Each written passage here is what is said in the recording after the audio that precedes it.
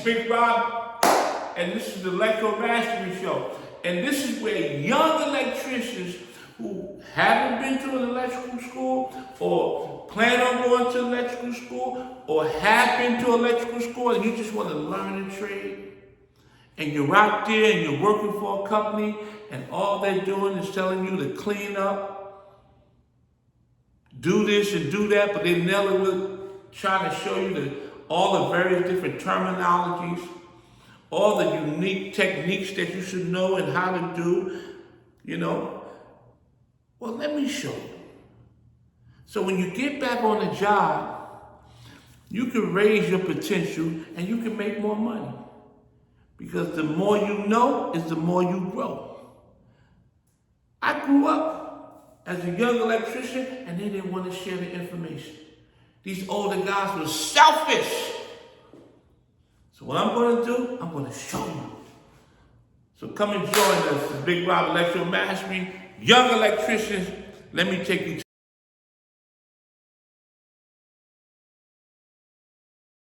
to Big Rob again with Electro Mastery. We here again to kind of educate you electrical apprentices, guys that just coming into the field to be electricians. I've been an electrician for about 15 to 20 years, and I hate to put 20 on it, but I've been there for about 15 to 17 years, and I learned a lot. So what I try to do in my show is I try to talk to the new electricians, the guys who come in the field, they learn the new terminologies, they're just picking up and trying to learn and grow in the field. Because I remember when I first started, a lot of these guys out here, especially the older vets, they didn't want to share the information, they didn't want to kind of educate you, especially coming through the black community. They didn't even want to share none of the information. White counterparts did not want to share. And if you do the history of black electricians in America, we struggled in this field. Wasn't shared to us, wasn't given to us. It was taken out of our high schools and taken out of our communities. And even in the city like I grew up in, there's really not a lot of, I don't even think it's one trade school. It might be a trade high school. They give you a little basic information on the trade. They really don't go into depth, talking about the NEC book, and just letting you learn and grow. So what I do is, for you new guys, I talk about terminology. Like one thing, if you looked at my last video, I talked about the single game box. So that video was for about almost 3 minutes. But today I wanted to touch on like more than just the single game box. Now this is the single game box, and they have two different types of boxes. They have boxes they have new boxes and they have old boxes. The boxes that we're going to talk about are new boxes.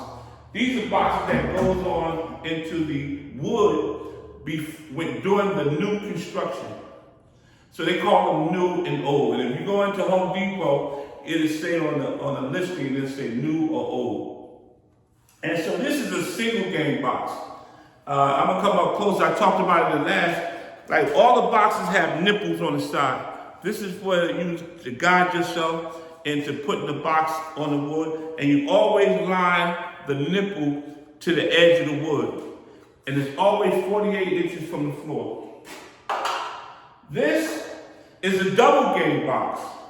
You can put two switches in here, or you can put two receptacles in here. This is also have nipples with nails. I took the nails out, and you line it to the edge of the wood. So this is a double game box. Now this is a triple game box.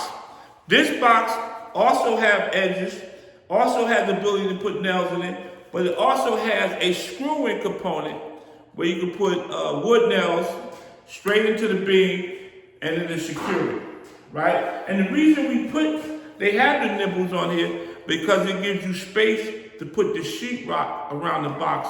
So when the sheetrock guy comes in after you do your electrical wiring, it allows him to lay the sheetrock and the box fits cleanly. So when it's time for you to put your receptacle and the cover plate on, it's easy for you.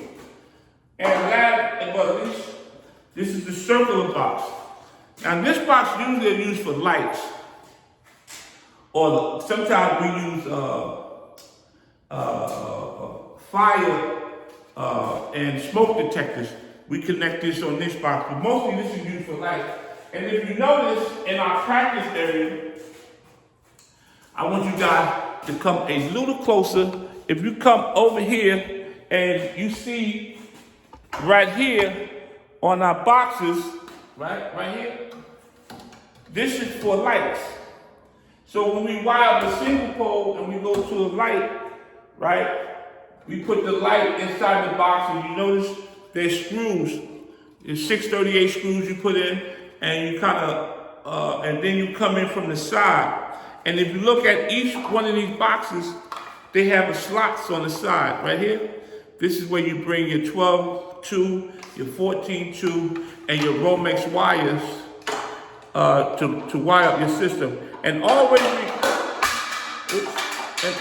remember that in every box,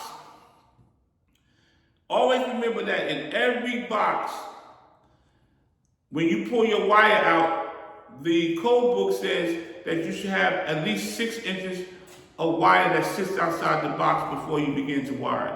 So what I usually do is I tell my students is to put your hand, because the average man's hand, if we measure it, is between 6 to 8 inches. So I just say, stick your finger at the edge of the box. So say if this is your box, just stick your finger here and bring the end of the wire to the back of your palm, and that will give you enough wire to wire up your switches, your receptacles, and your lights. This is Big Rob. This is on single gang, double gang, triple gang, and circle gang boxes that you'll be using in the field to be an electrician. And if you want to learn more, you come and subscribe with us, and every time we come out with a video, you can learn more and more and more and more on being electrical. And if you follow us, I promise you will be technical and have enough knowledge to be able to change your switches out and change your receptacle out, because we teach in the most safest manner. This is Big Rob, electromastery.com.